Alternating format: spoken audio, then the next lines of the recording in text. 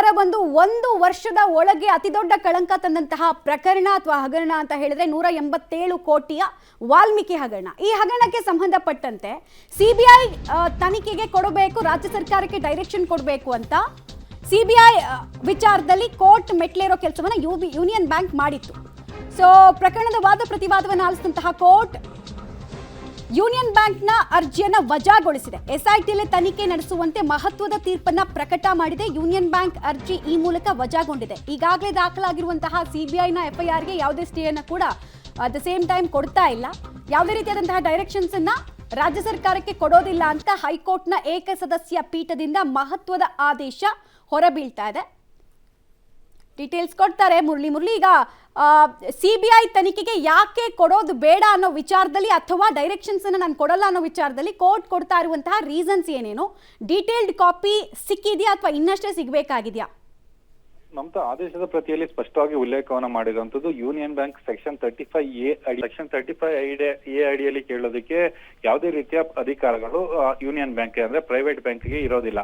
ಅದನ್ನ ಒಂದು ಸರಿ ಅದನ್ನ ಮನವಿಯನ್ನ ಪರಿಗಣನೆಗೆ ತೆಗೆದುಕೊಂಡ್ರೆ ಹೈಕೋರ್ಟ್ಗಳು ಮುಂದಿನ ಪ್ರತಿಯೊಂದು ಹಗರಣಗಳು ಬಂದ ಸಂದರ್ಭದಲ್ಲೂ ಕೂಡ ಇದೇ ಸೆಕ್ಷನ್ ಅನ್ನ ದುರ್ಬಳಕೆಯನ್ನ ಮಾಡ್ಕೊಳ್ಳುವಂತ ಸಾಧ್ಯತೆಗಳು ಇರ್ತವೆ ಅಂತ ಹೇಳಿ ಹೈಕೋರ್ಟ್ ಒಂದು ಸ್ಪಷ್ಟ ಉಲ್ಲೇಖವನ್ನ ಮಾಡಿರುವಂತದ್ದು. ಜೊತೆಗೆ ಯೂನಿಯನ್ ಬ್ಯಾಂಕ್ ತಮ್ಮ ಅರ್ಜಿಯನ್ನ ಸಲ್ಲಿಕೆಯನ್ನ ಮಾಡ್ಬೇಕಾದ್ರೆ ಒಂದು ಅಂಶವನ್ನ ಹೇಳಿದೆ, ರಾಜ್ಯ ಸರ್ಕಾರದ ತನಿಖಾ ಸಂಸ್ಥೆ ಮಾಡ್ತಾ ಇರುವಂತ ತನಿಖೆಯ ಬಗ್ಗೆ ಕಳಂಕವಾಗಿದೆ ಅಥವಾ ಅದರಲ್ಲಿ ಲೋಪದೋಷಗಳಿದಾವೆ ಅನ್ನೋದ್ರ ಬಗ್ಗೆ ಯಾವುದೇ ರೀತಿಯ ಸ್ಪಷ್ಟವಾದ ಉಲ್ಲೇಖವನ್ನ ಮಾಡಿಲ್ಲ. ಕೇವಲ ಅವರು ಸೆಕ್ಷನ್ 35A ಅಡಿಯಲ್ಲಿ ಮಾತ್ರ ಕೇಳ್ತಾ ಇರೋ ಹಿನ್ನೆಲೆಯಲ್ಲಿ ಇದನ್ನ ರಾಜ್ಯ ಸರ್ಕಾರ ನಿರ್ಧಾರಕ್ಕೆ ಬಿಡಬೇಕಾಗುತ್ತೆ. ರಾಜ್ಯ ಸರ್ಕಾರ ಯಾವ ತನಿಖಾ ಸಂಸ್ಥೆಗೆ ವಹಿಸುತ್ತೆ, ಅದು ರಾಜ್ಯದ ಕೆಳ ಹಂತದಲ್ಲಿ ಬರುವಂತದ್ದು ಇರ್ಬೋದು ಅಥವಾ ಕೇಂದ್ರ ಸರ್ಕಾರದ ಹಂತದಲ್ಲಿ ಬರುವಂತದ್ದು ಇರ್ಬೋದು, ಯಾವುದಕ್ಕೂ ಕೂಡ ಕೊಡುವಂತ ಅಧಿಕಾರ ರಾಜ್ಯ ಸರ್ಕಾರಗಳಿಗೆ ಇದಾವೆ ಅನ್ನೋದ್ರ ಬಗ್ಗೆ ಸ್ಪಷ್ಟನೆಯನ್ನ ಕೊಟ್ಟಿರುವಂತದ್ದು.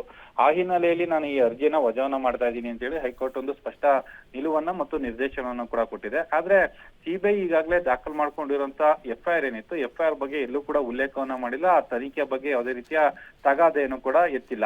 ಆ ಹಿನ್ನೆಲೆಯಲ್ಲಿ ಯೂನಿಯನ್ ಬ್ಯಾಂಕ್ ಕೂಡ ಅದ್ರ ಬಗ್ಗೆ ಯಾವುದೇ ರೀತಿಯ ಸ್ಪಷ್ಟನೆಯನ್ನ ಕೇಳಿದಿರೋ ಹಿನ್ನೆಲೆಯಲ್ಲಿ ಹೈಕೋರ್ಟ್ ಆ ವಿಚಾರವನ್ನ ಎಲ್ಲೂ ಕೂಡ ಮುನ್ನೆಲೆಗೆ ತರುವಂತ ಪ್ರಯತ್ನಗಳನ್ನ ಮಾಡಿಲ್ಲ. ಕೇವಲ ಸೆಕ್ಷನ್ 35A ಅಡಿ ಮತ್ತು ರಾಜ್ಯ ಸರ್ಕಾರದ ಅಧಿಕಾರಗಳು ಮತ್ತು ರಾಜ್ಯ ಸರ್ಕಾರವು ತೆಗೆದುಕೊಳ್ಬೇಕಾದಂತ ಪರಮಾಧಿಕಾರದ ನಿರ್ದೇಶನಗಳಿರ್ತವೆ, ಅದರ ಬಗ್ಗೆ ಮಾತ್ರ ತನ್ನ ಆದೇಶದ ಪ್ರತಿಯಲ್ಲಿ ಉಲ್ಲೇಖವನ್ನ ಮಾಡಿದಂತದ್ದು. ಮಮತಾ, ಧನ್ಯವಾದ ಮುರಳಿ ತಮ್ಮೆಲ್ಲ ಮಾಹಿತಿಗಾಗಿ. ಬೇಲೆಕೆರೆ ಅದಿರು ನಾಪತ್ತೆ ಪ್ರಕರಣಕ್ಕೆ ಸಂಬಂಧಪಟ್ಟಂತೆ ಈಗ ಒಂದಿಷ್ಟು ಅಪ್ಡೇಟ್ಸ್ ಬರ್ತಾ ಇದೆ. ಇದರಲ್ಲಿ ಏನು, ಸತೀಶ್ ಸೈಲ್ ಸೇರಿದಂತೆ ಇನ್ನುಳಿದಂಥವರಿಗೆಲ್ಲ ಜಾಮೀನು ಸಿಕ್ಕಿದೆ. ಜಾಮೀನನ್ನು ಕೋರ್ಟ್ ಮಂಜೂರು ಮಾಡಿದೆ.